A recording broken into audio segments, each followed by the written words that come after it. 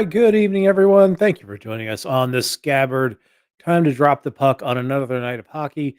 Put the bad juju of what happened last night to bed. We will talk about that game because it was an absolute tire fire. But there is breaking news. If you're tuning in, I haven't turned on Twitter in the last hour or so. Breaking news for the Sabers.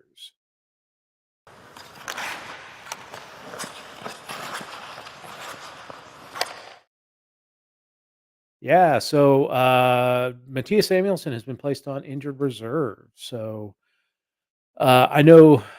Let's um, uh, let's be concerned about that because last season and last night's game, the Sabers look like a completely different team without Matthias Samuelson on the ice. And to be fair, he skated a couple minutes of the game last night, left fairly early, and what I saw of him, he didn't look right. So I'm wondering if there was an injury prior to the game that he tried to skate through and just didn't work, and now he's on injured reserve. So may have aggravated it early in that game. So now we're without Matthias Samuelson for an undetermined amount of time. Place on injured reserve, frees up a roster spot, and congratulations to Mr. Ryan Johnson. He's been recalled from Rochester. Takes up the spot freed up by Samuelson going in the IR. There was rumor that perhaps one of the other young guys would be sent back down when it was revealed earlier this afternoon that on the AHL transaction wire that Johnson had been picked up and promoted.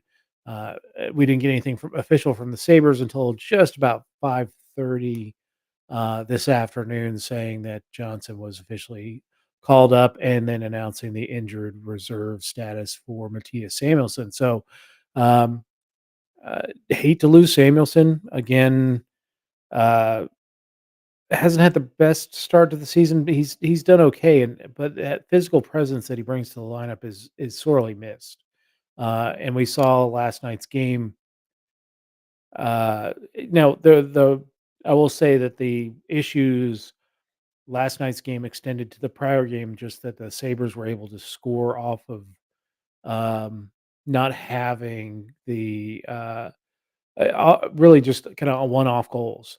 They didn't have any sustained pressure after the first 10 minutes of that game, so, carried over to this game, same thing happened, early goal, less than just over a minute into the game, and, another goal gets past, uh uh, Ukko-Pekka Luukkonen. This one was a little bit shaky on Luukkonen, although great job by Farabee to take away his vision and take away the defenseman going after him. I think that was Yoki Haru that he not held the stick, but he blocked the stick from getting out on the shooter, and that goal goes in. It's 1-0.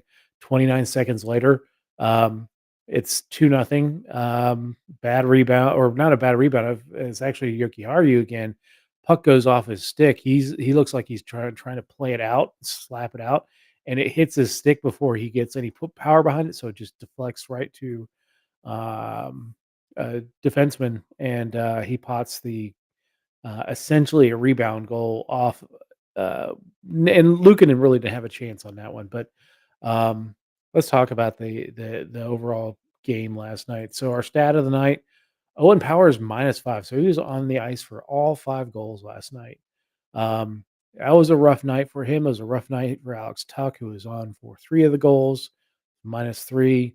Um, but it wasn't just limited to them. Last night's game problem is the Sabres didn't show up for puck drop. They weren't mentally engaged in that game. Um, they let those early goals, turning that pot. I mean, it was like it wasn't a sellout last night. Again, Buffalo is still struggling to sell out the building. Um, and performances like this are why people just don't trust the organization because they continually have their hearts broken by it. And performances like this on home ice are the reason why.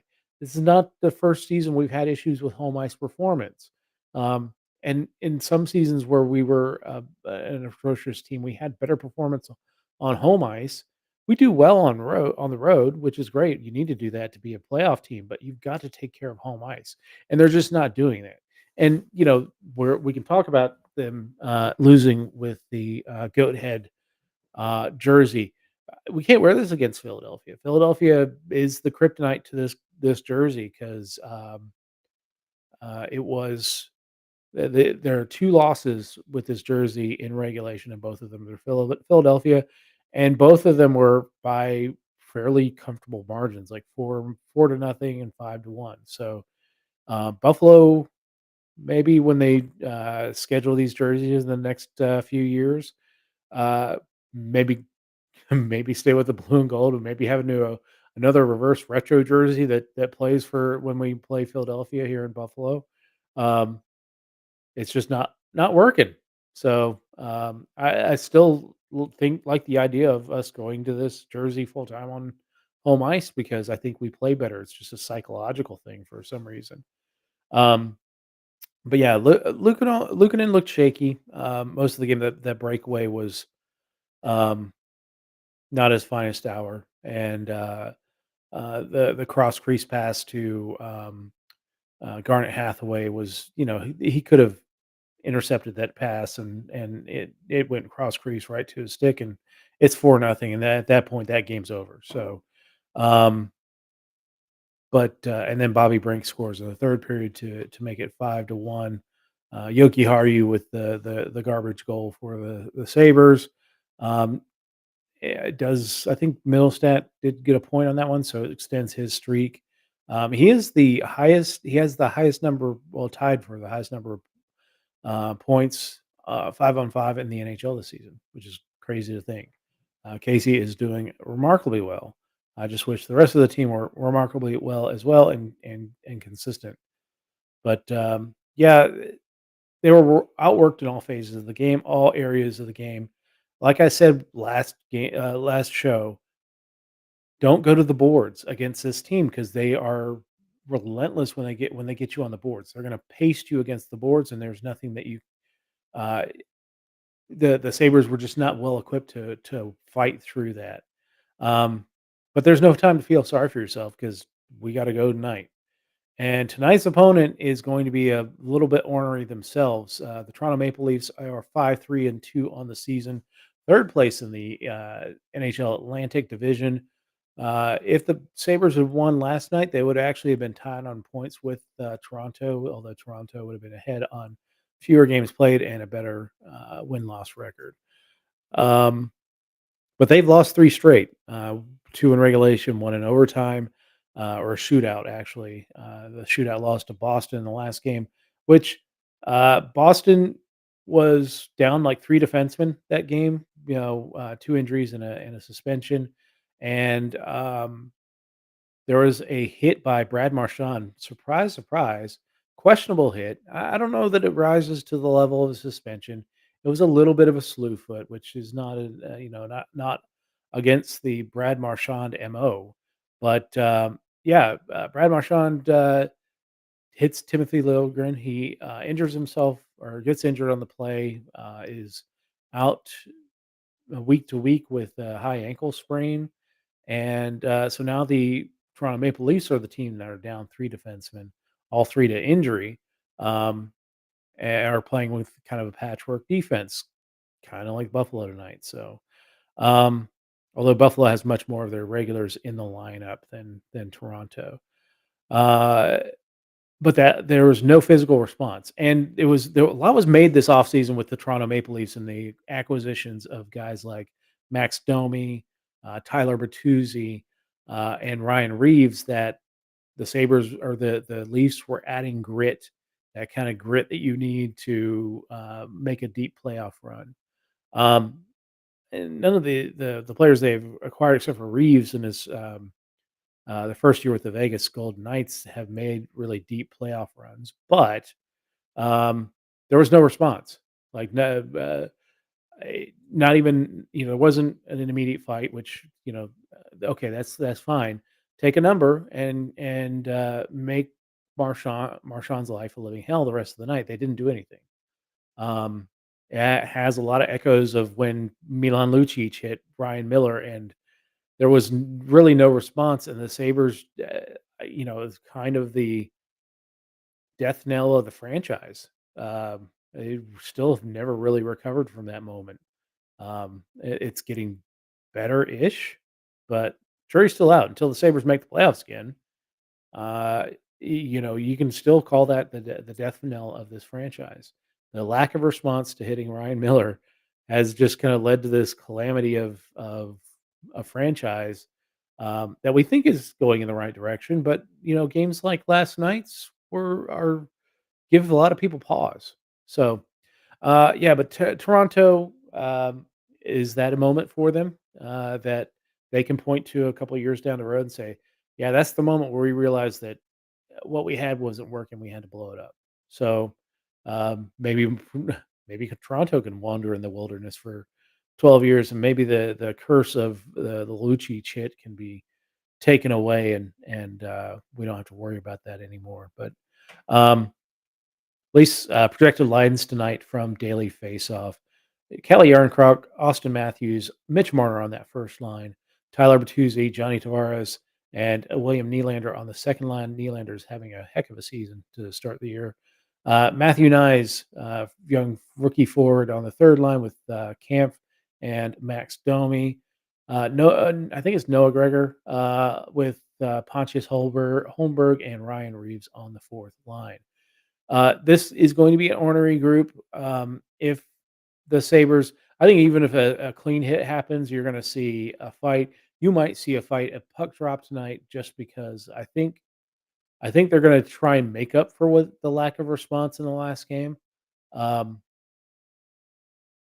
the Toronto crowd, even though they're a bunch of corporate stiffs, they're going to be out for blood. Um, so let's see how this goes. I won't be surprised if there's a fight from the jump, or any deemed too physical of a contact will bring out, I think, a fight of some sort. So maybe Dylan Cousin gets ready, Krebs gets ready. Um, any of our defensemen may need to be ready going into the game. The defensive pairings for the Toronto Maple Leafs, we have very patchwork group. Normal guys, Morgan Riley, TJ Brody on the front end, Mark Giordano, and John Klingberg. Klingberg hasn't really fit in. The problem with the Maple Leafs, they've got enough scoring. They didn't need scoring defensemen, but they brought him in. Thought he'd be a good addition since they had Jake McCabe locked up. Liljegren, they chose Liljegren over. I can't remember who they traded to the Capitals to make up space for him, and a couple other guys that they thought would be in the lineup that would make having Klingberg there make sense. But if you're going to depend on John Klingberg for any defense, you're going to have a bad time. But that third pair is Lagesson and Lajoie, and or Lajoie. Some people say Lajoie, so Lajoie, but uh, third pairing defenseman probably was playing with the Marlies earlier this week. So um, we'll see how Toronto looks on defense. We'll get to the odds here in a minute, and it might explain why the over under is as high as it is. But the Leafs goalies tonight listed as the starters, Wall could be Samsonov, but Wall is listed as the starter tonight. And Leaf scratches, we've got Matt Murray, who's long term IR, basically just hiding that contract because I think they went to Matt Murray at the beginning of the season and says we're gonna pay you your money. You're just never gonna skate in a Toronto Maple Leafs uniform anymore. We're gonna say you're injured. Just say yes, thank you, and take your money and go. And that's what he's doing. So long term IR for Matt Murray. Connor Timmins, one of those defensemen that the Leafs were depending on. Um, he's been out for a bit. Jake McCabe is day to day, and Liljegren has the high ankle sprain. Last I saw, they're saying week to week, but there hasn't been an official announcement yet. So there are changes to the Sabres lineup. Of course, after that stinker of a game, there definitely should be changes. So, despite being -3, Alex Tuck moves up to the first line with Greenway and Thompson. Skinner stays on the second line with Middlestat and Paterka. I haven't had an issue with that line too much. Um, Third line, Rusek, Cousins, and Byro. So Cousins will be centering the young kids. Um, I think it helped him with, Quinn and Paterka last season. So, um, helped all 3 of them, develop well, and I hopefully that, repeats itself with the young guys here. And then, Girgensons, Krebs, and Okposo on that 4th line remains the same. Our defensive pairings with the new call-up, Darlene Jokiharju, draws into that top pairing with Darlene. They've played together in the past. Um, uh, Connor Clifton moves up to the 2nd pairing with Owen Power, and we have a Johnson and Johnson defensive pairing in the 3rd pairing. So Ryan Johnson in with Eric Johnson. Rookie meets 37-year-old defenseman, oldest member. Is he the oldest member? I can't remember if he's older than Kyle Okposo, but getting up there. So veteran defenseman with a rookie defenseman.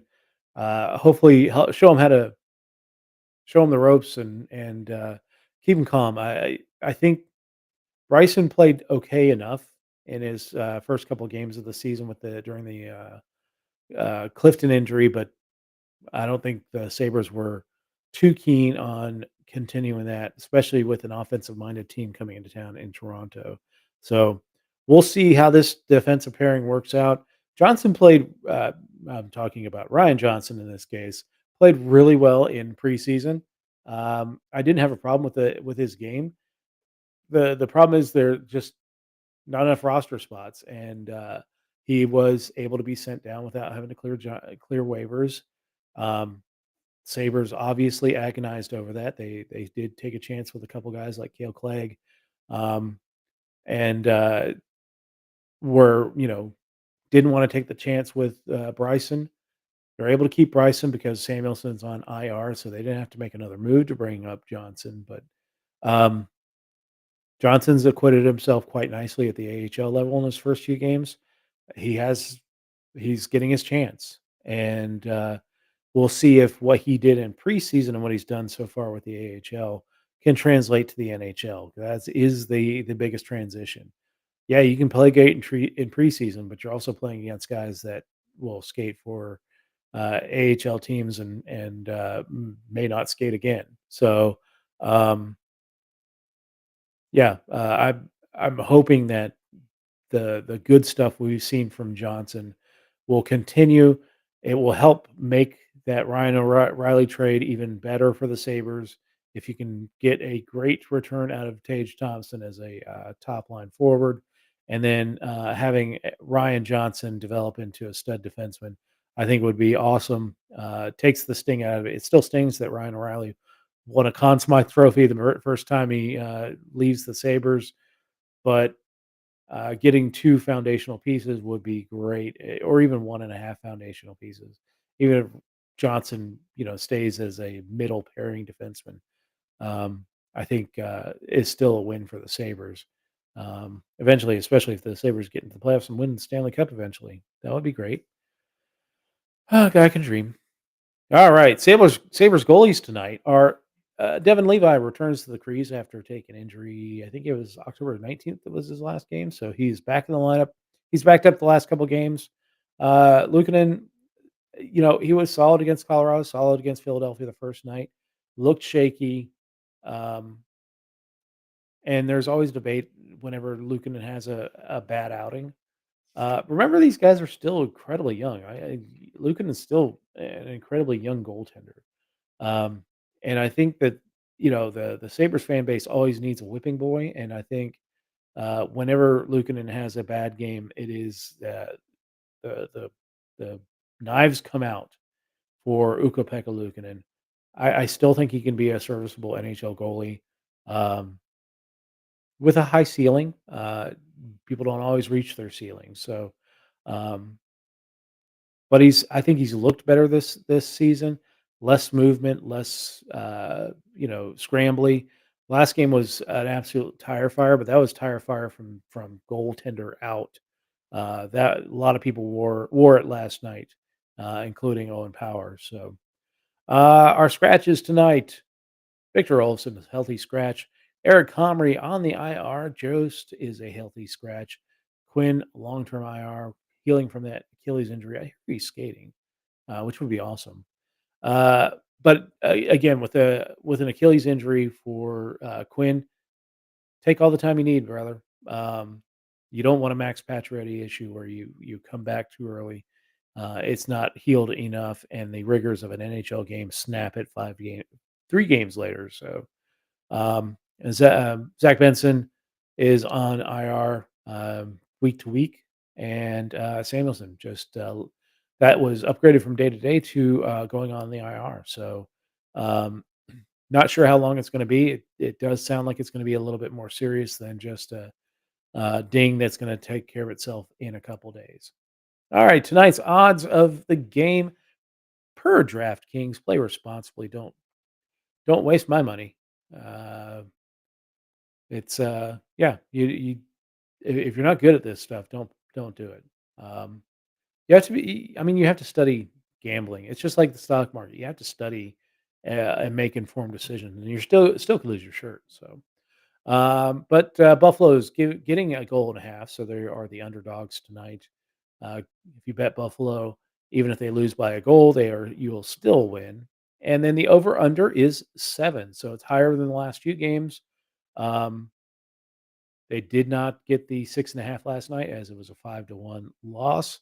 So the under won last night.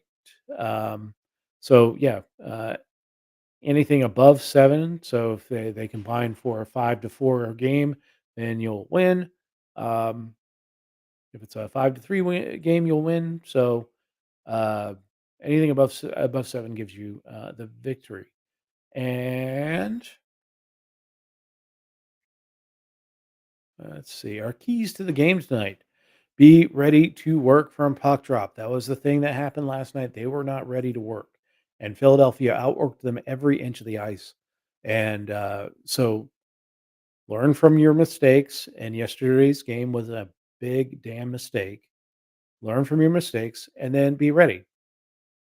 And be ready because I'm sure they're going to probably put out the Reeves line first, just to send a message. And if you want to fight, great. If you don't let them goad you into it. Let them do some stupid stuff and go on tilt and try and fight you and draw that penalty.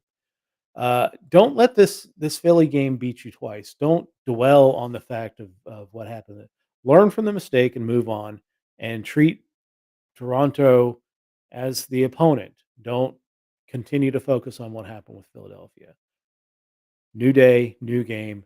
Learn from your mistakes. Move forward, and then stop the slide. Uh, the Sabers didn't lose on Wednesday night, but they didn't play well on Wednesday night. They didn't play well on Friday night. Um, this has to stop now. Remember, I said at the beginning of the season that the key for the Sabres to making the playoffs is stopping losing streaks. Um, they got lucky in the fact that they won that game in Philadelphia. They played poorly in both games. So to me, they're on a poor game streak right now of 2 games. Stop it, play a good game. Even if you don't win the game, be better fundamentally, win puck battles, do the things. Because most nights when you do the things and win the puck battles, things will work out for you.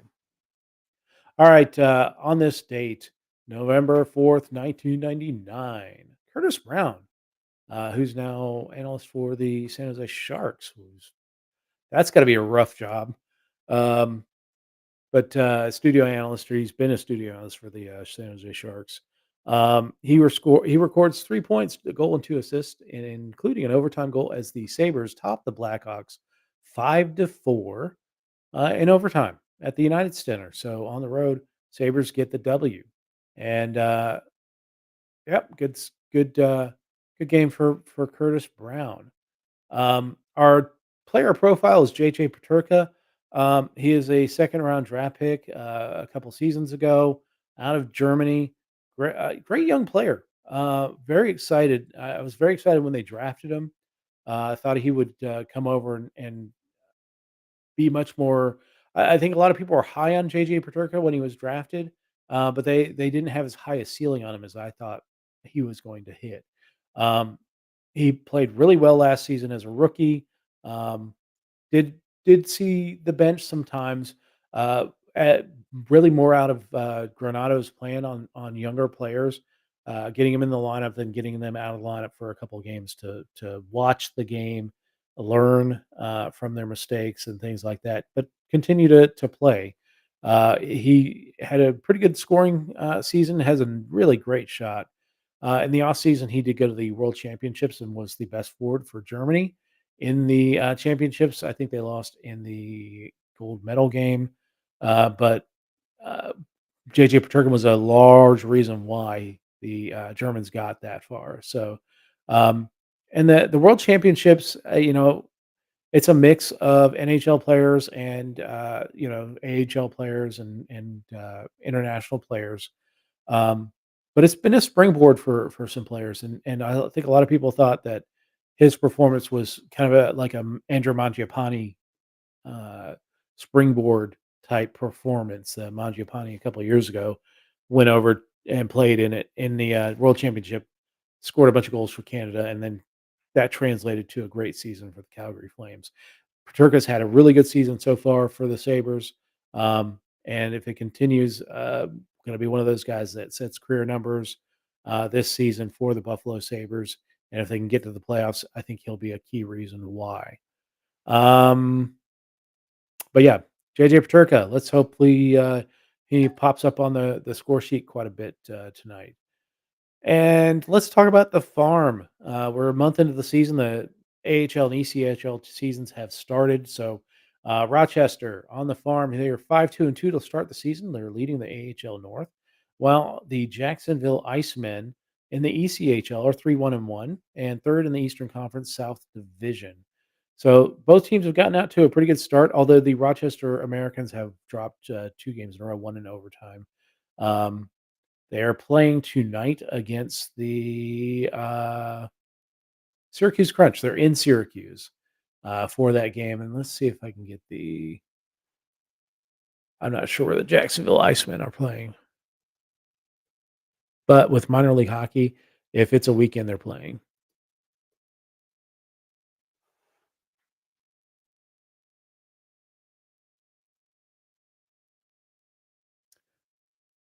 All right, they are in Greenville tonight at starting at the same time as Sabres, 7:05 puck drop. So Jacksonville Icemen against the Greenville Swamp Rabbits. You gotta love minor league hockey names. Let me see.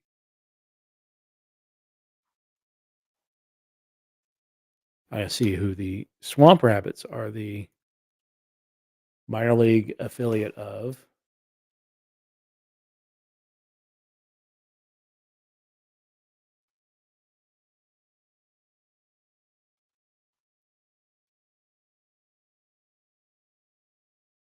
Greenville Swamp Rabbits are the ECHL affiliate of the Los Angeles Kings. So interesting matchup. You don't see a ton of. You'll see some players that are forwards and defensemen that make trips from the ECHL all the way up to the NHL. Alex Burrows is a prime example of a guy who um, seemed kind of put down into the ECHL, worked his butt off, and came up to the NHL and had a relatively decent career. Um, but a lot of times goalies will go down there and play in the ECHL just because the organization might have drafted a bunch of goalies and once they're eligible to turn pro, you want to get them over in the United, especially the foreign guys. You want to get them in the United States playing pro hockey, men's leagues. The ECHL is kind of a brawlers league, so it's a rougher and tumbler game, and so I don't know that we're going to see much in the way of goalies coming from the Iceman this season, but we'll see how it develops. This relationship for the longest time, we've had Cincinnati as our ECHL affiliate, and now it's Jacksonville, Florida, which is a quite a haul. So, all right, I think that is it for the evening. If y'all have any questions, please feel free to reach out to me. If you want to become a co-host on the show, reach out to me on social medias or on my email address there. I'll be happy to talk to you, and we can see if we groove. and schedule a kind of an audition. It's really more of just a conversation. But anyway, thanks for joining us on the show. Um, she MSG game night is starting now, so go check that out. And let's go Buffalo. Get the train going in the right direction tonight.